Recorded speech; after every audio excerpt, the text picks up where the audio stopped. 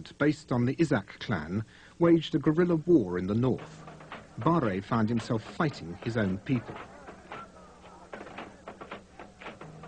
A complex character, Barre was also prepared to give people a second chance. He had released Aidid after 6 years' imprisonment. Resentment at his imprisonment reinforced Aidid's original dislike of Barre. A desire for revenge became increasingly apparent. An embattled army and an empty treasury forced Barre to sign a peace treaty with Ethiopia in April 1988. Deprived of its funding by the treaty, the SNM launched a desperate attack on the north, overrunning Barao and occupying part of Hargeisa.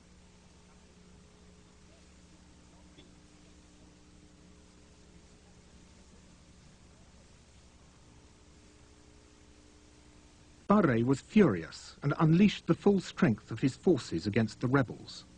Mercenaries bombed the rebel cities, as many Somali pilots refused to kill their own people.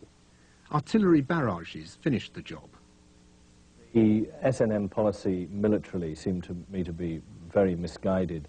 They rushed straight into Hargeisa, occupied a part of the town and tried to hold it. The government troops there then simply shelled that part of the town and used their MiG and Hunter aircraft to bomb it. And I've been there since, and it is a most horrific sight. I mean, they've just destroyed that part of the town. Obviously, the government forces bear the main responsibility. They actually did the shelling and the bombing. But it was a very bad military move for the SNM to try and hold part of the town and conquer the rest of it. I mean, it would have been much more sensible to try and cut it off and to bring it down by siege rather than just seize the town by force. And of course, they were eventually forced to withdraw from Hargeisa. Atrocities were committed by both sides. These 90 bodies in this mass grave were murdered police and government officials. Both sides deny responsibility. Barre's forces now find themselves in the same position as the British in the 1900s. Barre controlled the towns, while the SNM guerrillas adopted the Mad Mullah's tactics and controlled the bush. In an attempt to restrict the rebel movements, government forces indiscriminately mined areas where nomads congregated, particularly water wells. 5 years on, these mines are still killing and maiming people, despite the efforts of international clearance teams. Well, I think when terrorists come to occupy or fight with the aim of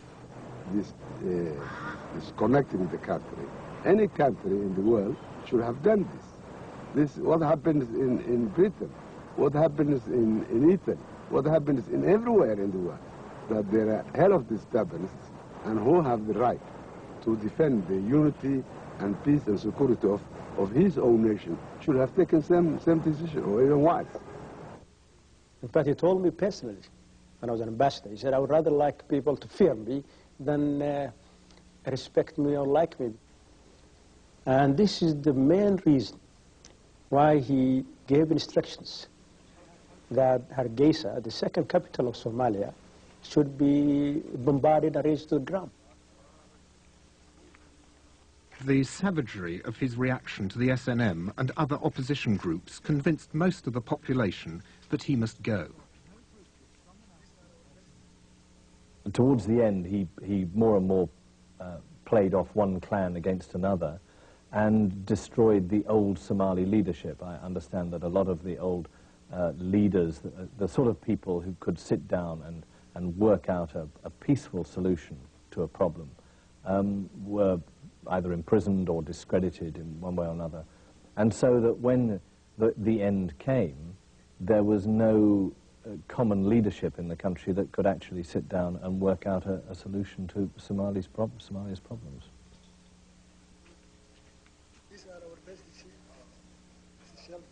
Several years after his release, Aidid had requested and obtained the ambassadorship to India.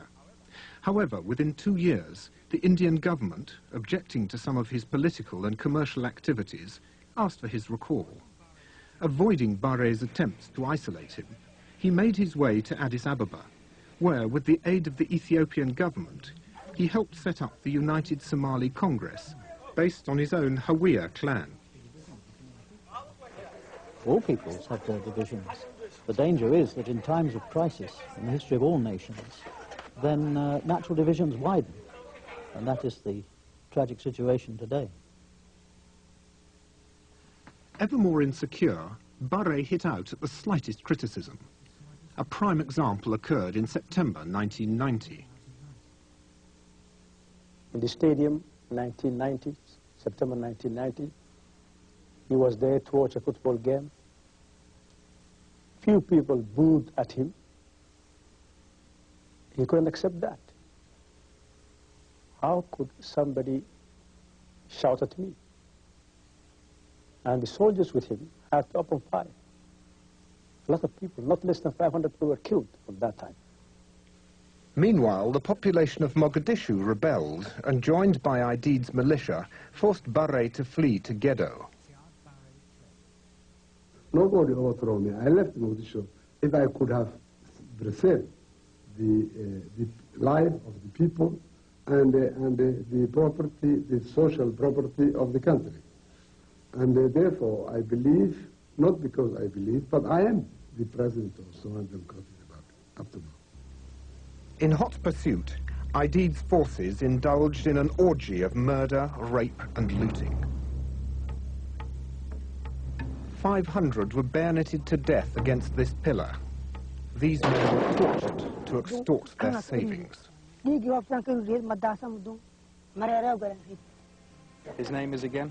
His name is Haji Muhammad.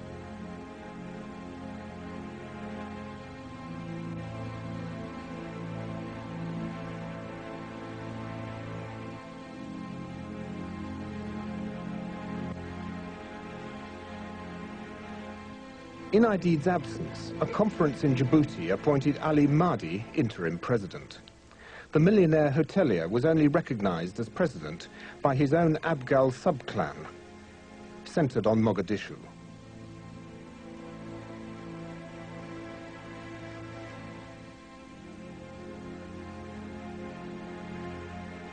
Aidid's attempt to remove Mahdi led to intense fighting in mid-November 1991.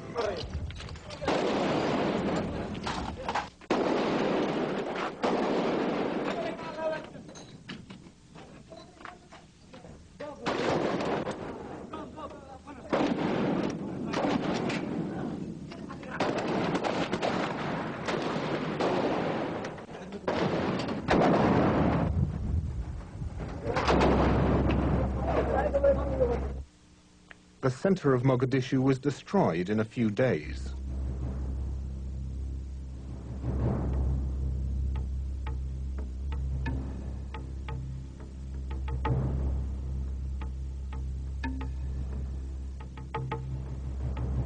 The ferocity of the troops was inflamed by cocktails of looted drugs, in addition to the traditional cat, a mild narcotic leaf chewed by most Somalis.